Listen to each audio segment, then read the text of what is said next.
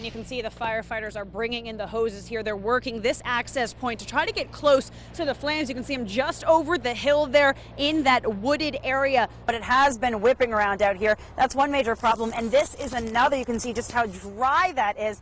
So that is fueling this fire. Of course, now a major concern is hot spots. Fire officials say that now there are just acres of singed property back there. And those hot spots are going to be key. It's dark. You really can't, look where you're walking. You don't want to step on something that's hot. It's a careful situation down there. And they say those hot spots will continue to be a problem into tomorrow. There's no flame showing just there.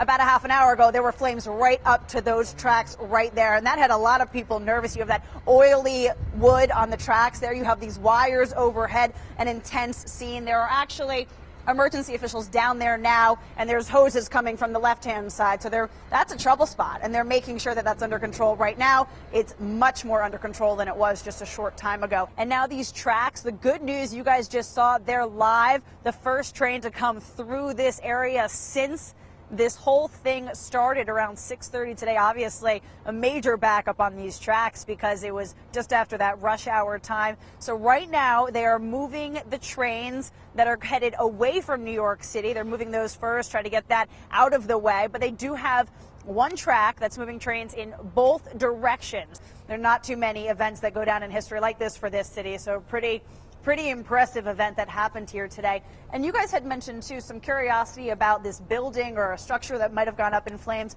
Authorities say that there wasn't a building. There was no structure of that sort that went up in flames, so nothing to worry about with that. It could have been a bridge. There were some bridges and the walkways out there in the nature trail that were up in flames, people witnessing 15-foot flames at those. So that could be some of the images that people saw, just to clarify that a bit for you. They have the lights set up.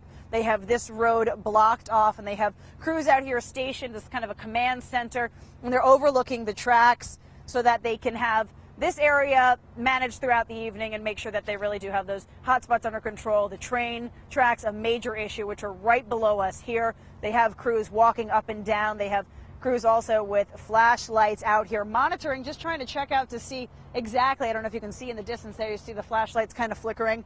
They have crews hunting. It almost looks like a man search at this point. You have them hunting for those hot spots, just trying to find anything that might cause some trouble overnight. It's kind of an eerie feeling. It's kind of quiet now. You have this settled scene right here on this side of the fire where you just have this singed property left, acres that have been destroyed as Mother Nature just ripped through this nature preserve, these nature trails.